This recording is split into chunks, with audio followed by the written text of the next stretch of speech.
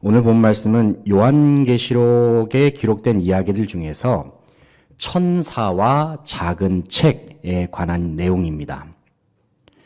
오늘 본문이 요한계시록에서 기록된 위치는 일곱 나팔 재앙에 관한 이야기 사이에 있습니다. 일곱 나팔 재앙 이야기는 요한계시록 8장에서부터 시작하거든요. 여기서 사도 요한은 하나님께서 자신에게 보여주신 일곱 나팔 재앙으로 말미암아 온 세상에 어떠한 심판이 일어나는지 묘사를 합니다.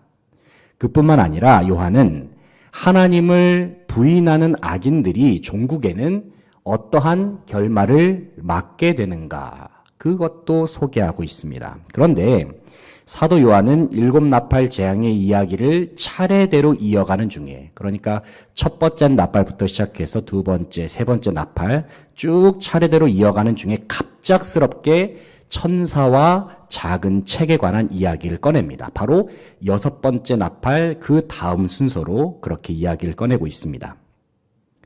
요한계시록 8장에서부터 9장에 이르기까지 첫 번째 나팔 재앙부터 여섯 번째 나팔 재앙의 이야기가 쭉 설명되고 있습니다.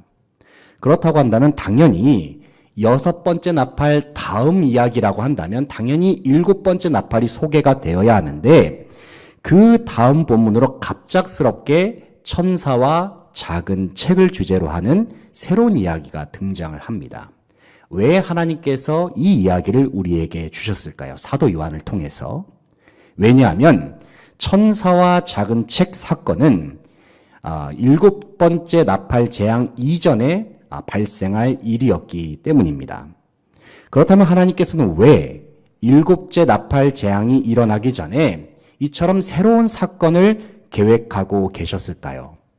왜냐하면 하나님께서는 마지막 때에 맹렬한 심판을 계획하시는 중에도 주님께서 택하신 자기 백성, 하나님의 백성들을 기억하고 계셨기 때문입니다. 주님께서는 크고 두려운 심판이 일어나는 중에도 예수 그리스도의 이름으로 택하신 하나님의 백성들을 지키시길 원하셨습니다. 그들을 보호하시기를 원하셨습니다.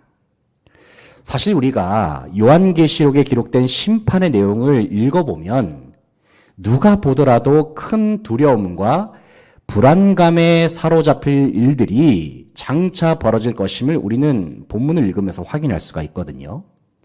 하지만 하나님께서는 무서운 심판 재앙이 일어나는 마지막 때에도 예수 그리스도를 주님으로 모신 자기 백성만큼은 반드시 기억하시고 그들의 삶을 인도하시겠다고 약속하여 주셨습니다. 그렇기 때문에 오늘 본 말씀을 묵상하면서 우리에게 찾아오는 마음은 두려움이 아니라 평안한 마음입니다.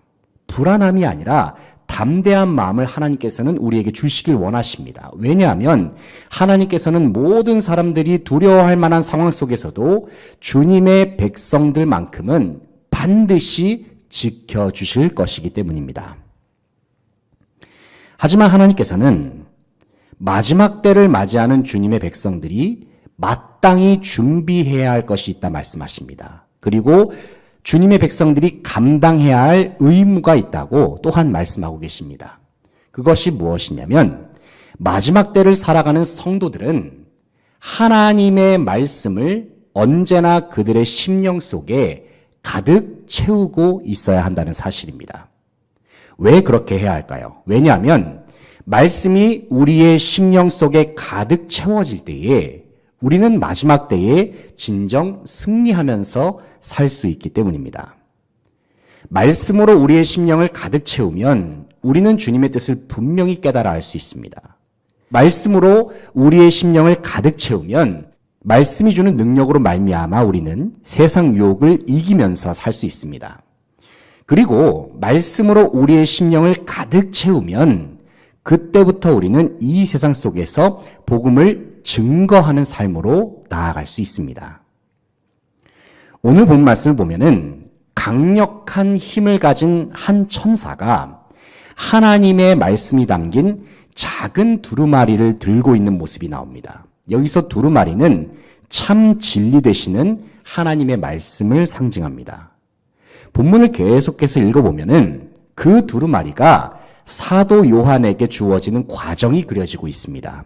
그리고 하나님께서는 말씀을 받은 요한이 마지막 때에 어떠한 일을 감당해야 하는지도 그에게 말씀하십니다. 계속해서 본문을 좀 더 자세히 살펴보기를 원하는데요. 먼저 본문 1, 2절을 보게 되면 작은 두루마리를 들고 있는 천사의 모습을 다음과 같이 묘사하고 있습니다. 1절, 2절 말씀 같이 한번 읽어보겠습니다. 1절, 2절 시작.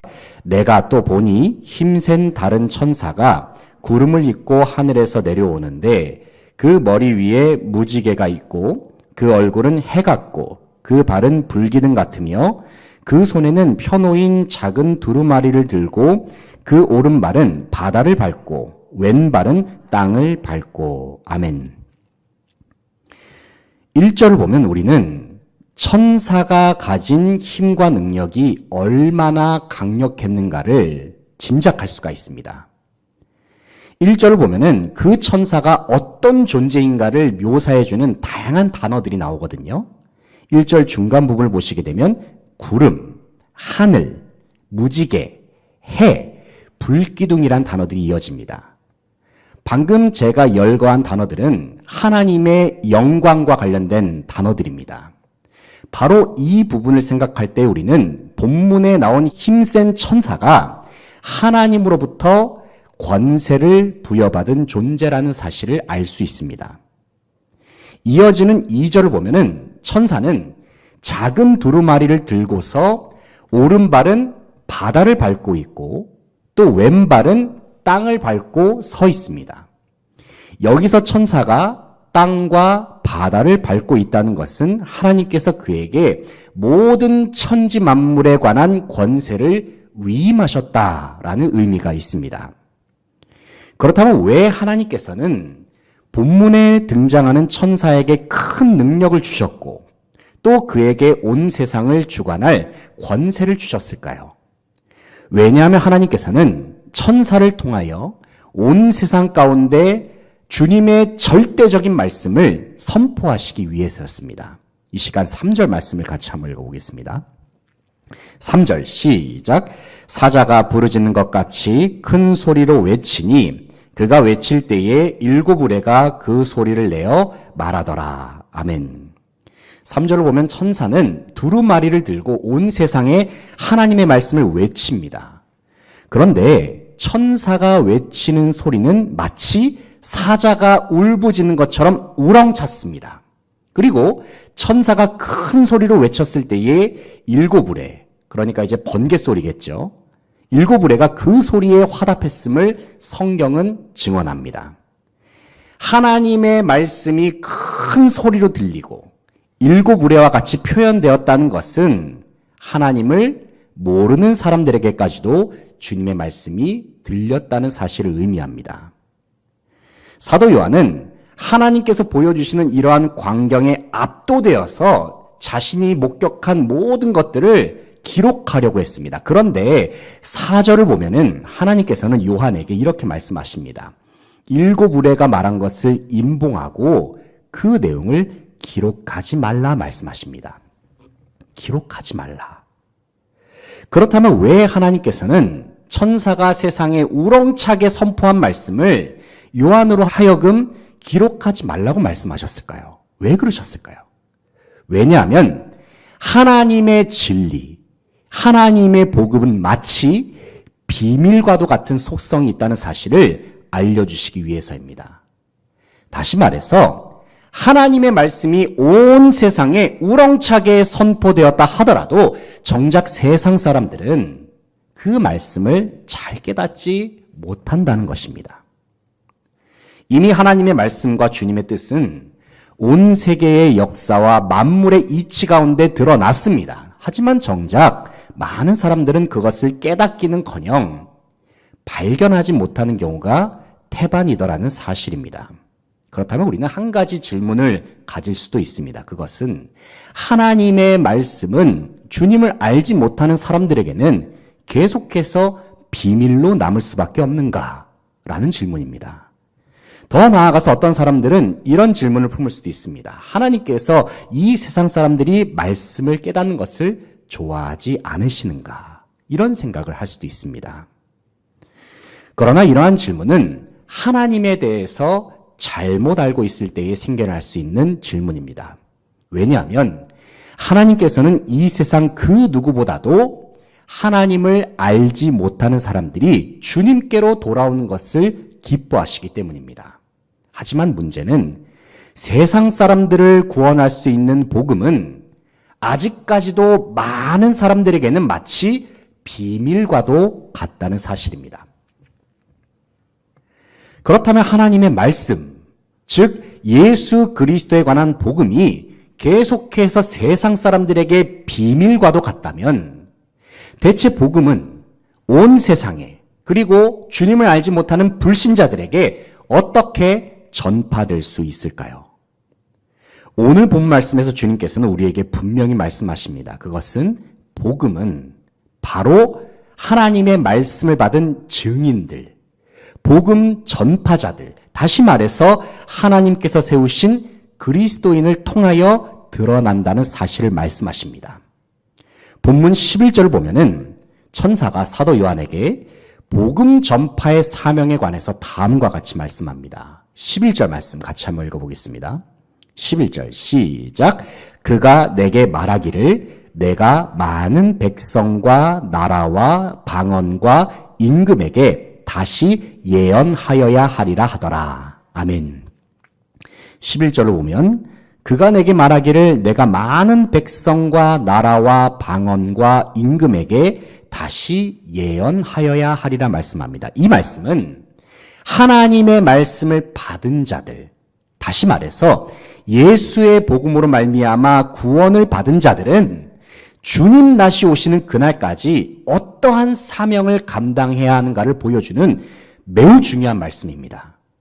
그 사명은 다름 아닌 비밀과도 같은 복음이 온 세상 사람들에게 드러날 수 있도록 전파하는 일입니다.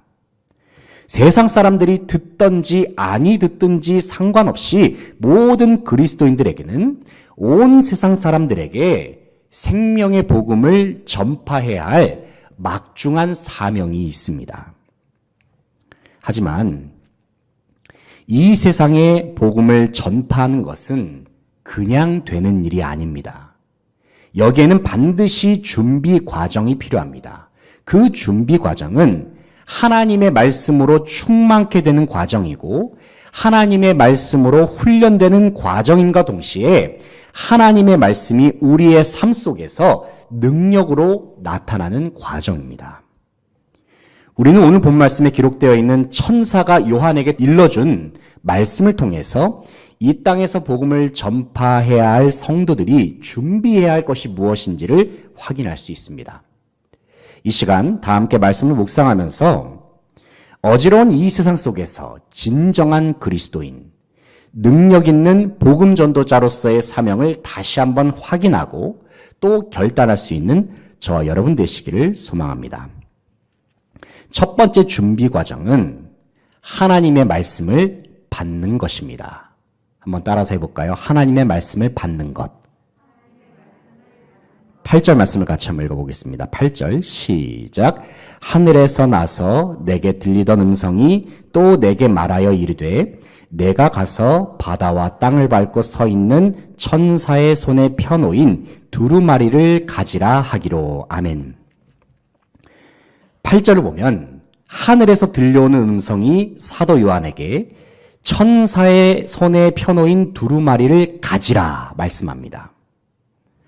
우리는 이 말씀을 통해서 이 땅에서 복음 전도자로 살기 위한 첫 번째 준비 과정이 무엇인지 발견할 수 있습니다.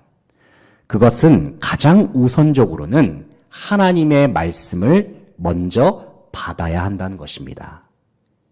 비록 하나님의 말씀이 비밀과 같다 하여도 주님께서는 우리의 삶 속에 다양한 방법으로 말씀을 들려주십니다.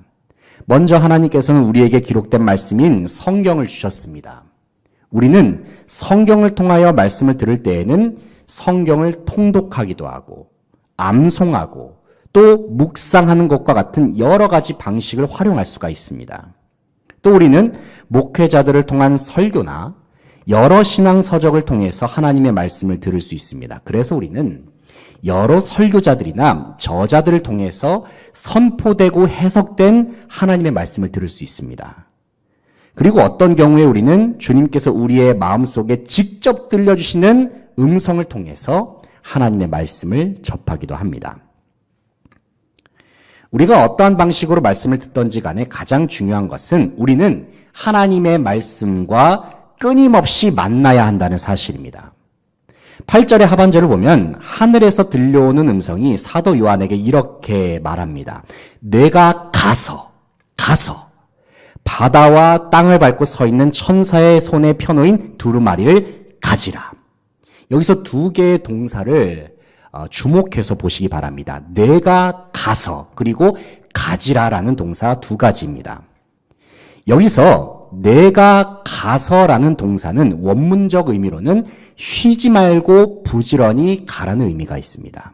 또 두루마리를 가지라라고 할 때의 가지라라는 동사는 지체하지 말고 단호하게 가지라라는 의미가 있습니다. 우리는 이러한 표현을 볼 때에 하나님의 말씀을 만날 때에 우리가 가져야 할 중요한 자세 두 가지를 확인할 수 있습니다. 먼저 첫 번째 자세는 지속성입니다. 지속성. 다시 말해서 하나님의 말씀은 끊임없이 가까이 해야 한다는 의미입니다.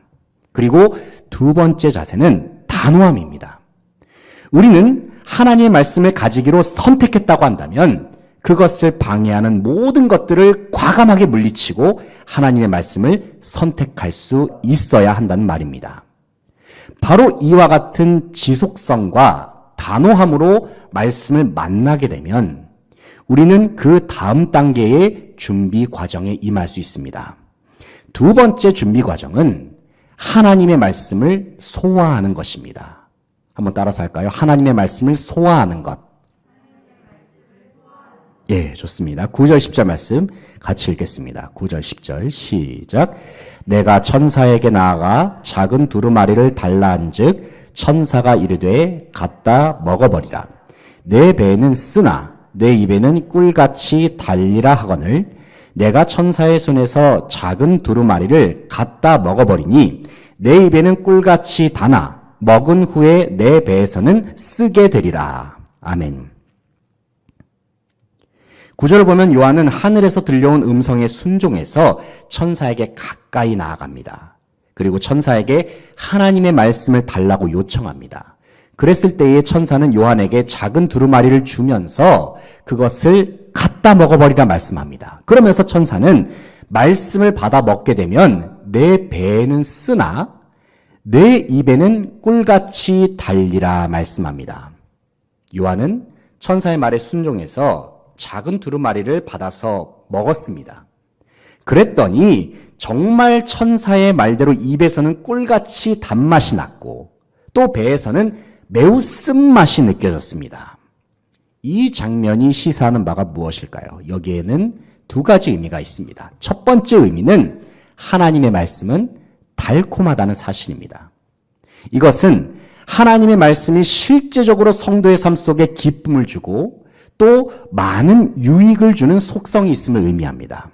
그리고 두 번째 의미는 동시에 하나님의 말씀에는 쓴맛이 있다는 사실입니다. 이것은 하나님의 말씀을 이 세상 속에서 실제적으로 살아내고 실천하면서 살아가는 것은 고통스러울 수 있는 일이라는 사실을 뜻합니다. 사랑하는 성도 여러분, 하나님의 말씀이 여러분의 마음속에 다가왔을 때를 한번 생각해 보시기 바랍니다. 말씀이 내 안에 들어왔을 때 우리는 그 말씀으로 말미암아 즐거워했습니다. 흔히 우리가 많이 표현하는 은혜 받았어요라는 표현이 그런 의미가 아닐까 싶습니다. 즐거워했습니다. 기뻐했습니다. 그런데 일상으로 돌아가서 나에게 주어진 말씀을 실제적으로 살아내려고 하다 보면 내 삶 속에서 부딪히는 영역들이 정말 많이 있다는 사실을 우리는 발견하기도 합니다. 때로는 말씀을 지키기 위하여 내가 누렸던 편리함을 포기해야 하는 경우도 있습니다. 어떤 경우에는 말씀을 지키면서 살기 위해서 나 자신을 더 희생해야 하는 경우도 많습니다. 말씀 때문에 좀 더 양보해야 하고 말씀 때문에 좀 더 내려놓아야 하는 일들이 일상 속에 얼마나 많이 있는지 우리는 주어진 삶 속에서 이러한 경우를 정말 자주 경험하곤 합니다. 하지만 그럼에도 불구하고 우리는 하나님의 말씀을 온전히 따르기로 결단해야 합니다. 왜냐하면 지킬 수 있는 것만 순종하고 지키지 못할 것들은 순종하지 않는 것은 결코 온전한 순종이라고 말할 수 없기 때문입니다. 주님께서 우리에게 말씀을 먹으라 말씀하시는 이유가 무엇입니까? 왜냐하면 그 말씀을 우리의 삶 속에 소화시켜서 하나님의 말씀에 온전히 순종하고 더 나아가서 말씀의 능력으로 하나님의 뜻을 이루는 삶을 살게 하시기 위해서입니다. 사랑하는 성도 여러분, 달든지 쓰든지 그 어떤 말씀이라도 그것이 하나님의 말씀이라고 한다면 그것을 받아먹고 또 소화시켜서 온전한 순종의 모습으로 하나님의 뜻을 이루면서 살아가는 저와 여러분의 삶이 될 수 있기를 축복합니다. 마지막 준비 과정은 하나님의 말씀을 선포하는 것입니다. 따라서 하겠습니다. 하나님의 말씀을 선포하는 것. 11절 같이 읽겠습니다. 11절 시작. 그가 내게 말하기를 내가 많은 백성과 나라와 방언과 임금에게 다시 예언하여야 하리라 하더라. 아멘. 11절을 보면 그가 내게 말하기를 내가 많은 백성과 나라와 방언과 임금에게 다시 예언하여야 하리라 말씀합니다. 여기서 천사는 사도 요한으로 하여금 그가 소화시킨 하나님의 말씀을 온 세상과 열방에 전파하라고 말씀합니다. 이 말씀이 의미한 바가 무엇입니까? 그것은 성도가 하나님의 말씀을 받고 또 그 말씀을 소화시키고자 하는 최종적인 목적이 바로 복음 전파에 있다는 사실입니다. 많은 그리스도인들은 각자 나름대로의 이유와 목적을 가지고 말씀을 묵상합니다. 어떤 성도는 말씀을 통해서 믿음이 성장하기를 바라기 때문에 말씀을 묵상합니다. 또 어떤 성도는 말씀을 통하여 인생의 문제가 해결되기를 바라기 때문에 말씀을 묵상합니다. 그리고 어떤 성도는 말씀을 통하여 마음의 평안을 얻기 위해서 말씀을 묵상하기도 합니다. 이외에도 오늘날 여러 그리스도인들은 저마다 특별하고도 개인적인 목적을 가지고서 하나님의 말씀을 대하는 경우가 많습니다. 물론 하나님께서는 주님의 말씀을 통하여 당연히 믿음의 성장과 마음의 평안 그리고 인생의 형통함을 주십니다. 반드시 주십니다. 그러나 이러한 모든 것들은 말씀을 묵상하는 데 있어서 최종적인 목표가 될 수는 없습니다. 왜냐하면 주님께서 모든 성도들에게 말씀을 주시고자 하는 궁극적인 목적은 온 세상과 열방 가운데 복음을 전파하는 것에 있기 때문입니다. 앞서 말씀을 드렸듯이 하나님의 말씀, 곧 복음은 비밀입니다. 그러나 성도가 하나님의 말씀을 묵상하고 그 말씀을 온 세상에 선포하게 되면 그때부터 복음은 더 이상 비밀이 아니라 생명을 살리고 세상을 구원하는 기쁜 소식이 됩니다. 만약에 우리의 말씀 묵상의 결과가 복음 전파와 선교로 이어지지 않고 있다고 한다면 어떤 면에서 우리는 아직까지도 제대로 된 말씀 묵상을 하지 못하고 있다고도 볼 수 있습니다. 하나님의 말씀을 지속적으로 접하고 때로는 달지만 또 어떤 때는 쓰게 느껴지는 그 말씀을 매 순간 소화시키면서 나아가게 되면 그때부터 우리의 마음은 복음을 온 세상에 전하지 않고서는 견딜 수가 없는 모습으로 변화됩니다. 이것은 마치 주전자에 담긴 물이 지속적으로 열기를 공급받게 되면 일정한 온도가 되었을 때 팔팔 끓어서 수증기로 변하는 것과도 같습니다. 우리의 삶도 마찬가지로 제대로 된 말씀 묵상이 지속적으로 이어지고 그 말씀 묵상으로 말미암아 믿음이 성장하고 복음에 대한 열정이 활활 타오르게 되면 그때부터 우리는 온 세상 속에 복음을 전하는 귀한 사명을 누가 시키지 않아도 자원하는 마음으로 감당케 될 줄로 믿습니다. 하나님의 말씀을 받고 그 말씀을 제대로 소화해서 주님께서 가장 기뻐하시는 복음 전파의 사명, 선교의 사명을 충성스럽게 잘 감당하는 모든 성도들 되시기를 소망합니다. 이제 말씀을 정리하겠습니다. 사랑하는 성도 여러분, 우리는 천사와 작은 책에 관한 이야기를 통해서 복음 전파의 준비 과정이 무엇인지 함께 생각해 보았습니다. 마지막 때를 살아가는 모든 그리스도인들이 하나님께서 맡겨주신 사명을 온전히 감당하기 위해서는 특별히 말씀으로 무장할 것을 주님께서는 말씀하십니다. 우리는 마지막 때에 주님의 뜻을 이루기 위하여 가장 먼저는 하나님의 말씀을 받는 과정이 있어야 합니다. 지속적으로 받고 단호하게 받아야 합니다. 다음으로는 말씀을 달든지 쓰든지 잘 소화시키는 과정이 있어야 합니다. 말씀을 깊이 묵상하고 깊이 우리가 생각하면서 실제적으로 우리의 삶 속에 적용하는 삶이라고 볼 수도 있겠습니다. 그리고 자신이 소화시킨 하나님의 말씀을 온 세상과 열방 가운데 담대히 전파하는 과정을 모든 그리스도인들이 감당할 것을 말씀하십니다.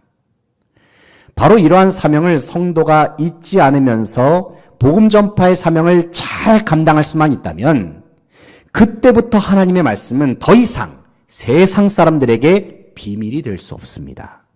오히려 비밀이었던 하나님의 말씀은 복음을 전파하는 성도들, 바로 저와 여러분으로 인하여 생명의 말씀이 되고 그들을 구원하는 기쁜 소식이 될 것입니다.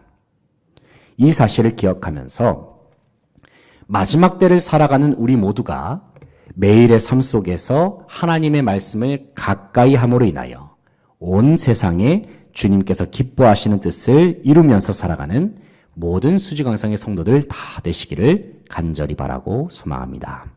기도하겠습니다. 하나님 아버지 감사합니다. 마지막 때를 살아가면서 우리가 진정 주님의 나라와 또 예수 그리스도 이름을 이 땅 가운데 선포하고 전파하기 위해서 무엇을 준비해야 하는가 함께 생각해 보았습니다. 하나님의 말씀을 우리가 지속적으로 단호하게 받는 것을 쉬지 않게 하시고 그 말씀을 우리의 영혼과 우리의 심령 속에 충만하게 채우고 또 소화시켜서 결국에는 예수 그리스도의 이름, 주님께서 기뻐하시는 기쁜 소식, 복된 소식, 복음의 기쁜 소식을 온 세상 가운데 널리 전파하면서 살아가는 모든 성도들의 삶이 다 되게 하여 주시옵소서. 감사드리며 예수 그리스도의 이름으로 기도합니다. 아멘.